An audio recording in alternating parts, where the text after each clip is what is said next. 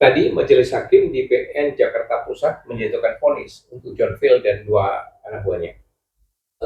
Dengan vonis untuk John Field sendiri selaku bos Blu-ray itu 2 tahun penjara dan denda 300 juta rupiah.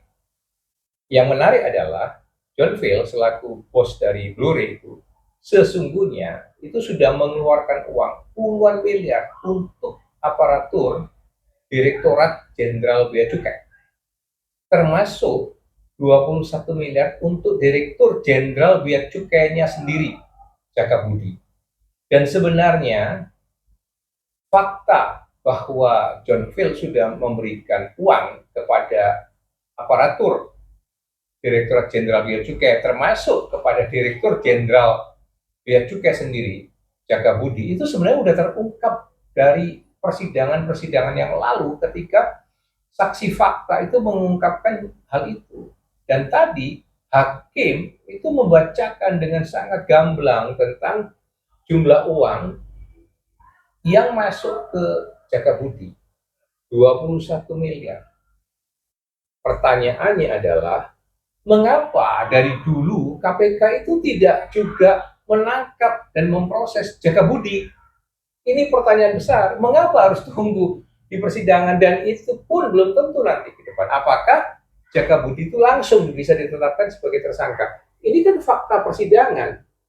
Ya, menunggu apa lagi KPK? Kenapa yang lain-lain diproses, terhadap Jaka Budi tidak diproses? Kalau seperti ini kredibilitas KPK, masyarakat makin lama makin muak dengan KPK. Karena KPK makin menunjukkan sebagai lembaga anti korupsi yang pecundang. Ya. Jadi kok kenapa kepada jajaran aparatur Dirjen Bea Cukai yang lain-lain itu sudah diproses dan dijatuhkan vonis, tapi kepada Jaka Budi dikecualikan? Nggak masuk akal. Kalau alasan teknis penyidikan, ya dari awal saksi-saksi itu sudah pasti mengungkapkan hal itu di dalam BAP mereka. Ya, dan sekarang ini hakim benar-benar dengan gamblang membacakan itu. Nah, kalau sampai KPK juga nggak berani menindak Dirjen Bea Cukai, ini konyol, benar-benar lebih baik dibubarkan KPK ini. Membebani uang negara, ya mau sok-sokan yang ditangkap tapi yang kecil-kecil. Ya, sekarang ini dong, polisi aja udah bangkit, ya kan, menggeledah rumahnya Jampitsus Febri Ardiansa. Masa KPK masih nggak berani? Ya, Dirjen Bea Cukai dibiarkan aja. Dulu pernyataan dari Ketua KPK mengatakan setiap fakta persidangan itu pasti kami akan hiraukan, ya nggak akan ada yang diabaikan. Nah, pertanyaannya hanya mengabaikan saja untuk apa? Gitu loh. Yang penting kan tindakan. Itu kan di dalam penyidikan itu pasti sudah terungkap. Gitu. Jadi KPK ini jangan berdrama, jangan bersandiwara. Tunjukkan dong penegakan keadilan itu tidak pandang bulu.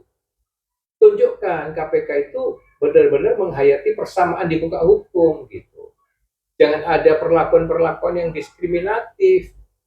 Ya, rakyat itu membutuhkan keadilan. Pernyataan-pernyataan Presiden Prabowo sangat jelas itu, nggak peduli orang dekatnya, ya kan? Coba dong dipraktekkan itu, dijalankan, gitu. Tidak ada lagi istilah orang dekat Presiden, orang lingkaran dalam, lingkaran satu, macam-macam nggak ada. Kalau memang korupsi, ya sikat. Loh, KPK ini sekarang kan kewibawanya benar-benar hancur nih, ya. Jadi sekali lagi dengan fakta telah diungkapkan secara gamblang oleh hakim langsung dari mulut hakim bahwa Direktur Jenderal Bea Cukai Jaka Budi menerima 21 miliar dari bos Blu-ray John Field, itu clear jelas. Nah, kita lihat ditangkap nggak nih Jaka Budi atau masih berdrama lagi, ini ono lagi prosesnya, ya. Jadi jangan dong, jangan mengelabui dan membodohi masyarakat terus. KPK itu ada tujuannya sekali lagi dulu, nah, mengatasi, menutup ketidakpercayaan masyarakat kepada Polri dan Kejaksaan. Nah, sekarang Kejaksaan itu terus-menerus melakukan penangkapan kasus besar, ya. Nah, sekarang ke Sandung Batu nih. Kemarin polisi mau bikin manuver yang hebat, yang luar biasa, kejutan, ya, termasuk menggeledah dan menyita barang bukti dari rumah Jampitsus. Masa kan KPK masih mau ketinggalan zaman nih? Ya, hari ini KPK, ayo dong bangkit. Itu yang pertama. Dari catatan saya, KPK jangan berdrama, jangan bersandiwara lagi. Nah, yang kedua, pesan moral apa yang diambil dari fakta terkait perkaranya atau kasusnya John Phil atau Bluri ini? Kepada para pengusaha, ini lihat ya, belajarlah dari John Phil. Dia pengusaha, dia nyokok, dia sudah mengeluarkan uang puluhan miliar, tapi dia yang masuk penjara. Ya, jadi bagi para pengusaha itu jangan enak-enak. Kalau kalian melakukan bisnis, melakukan usaha dengan praktek-praktek sogokan, dengan praktek-praktek gratifikasi, dengan praktek penyuapan untuk memudahkan usaha kalian, ya, salah-salah kalian yang malah ditekuk dibalik menjadi penyuap. Padahal sebenarnya dengan modus-modus tertentu, yaitu dengan cara dipersulit, ya, dibikin ribet prosedur-prosedur, itu sebenarnya pemerasan. Tapi ketika kalian itu memberi uang, itu nggak dikatakan pemerasan, penyuapan. Nah, kalian dulu tuh yang digebuk-gebuk sebagai pengusaha udah keluarin uang, maunya sebenarnya kalian itu maunya bypass, membuat jalan pintas agar bisnis kalian jauh lebih cepat, lebih lancar, lebih efisien, mengatasi berbagai kendala birokrasi dan prosedur administrasi. Tapi yang terjadi, kalian digebuk, kalian yang masuk penjara.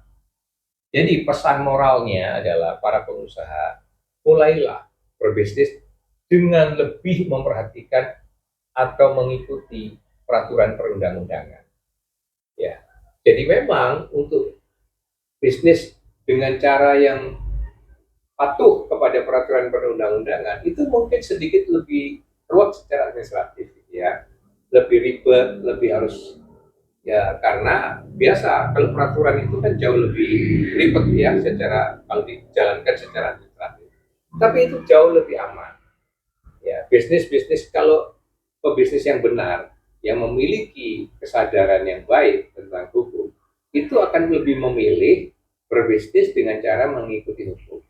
Nah, kalau kalian itu sudah memenuhi prinsip tadi bahwa berbisnis sesuai dengan peraturan-peraturan perundang-undangan, tetapi dipersulit, tetapi kalian itu dibikin ribet proses-prosesnya.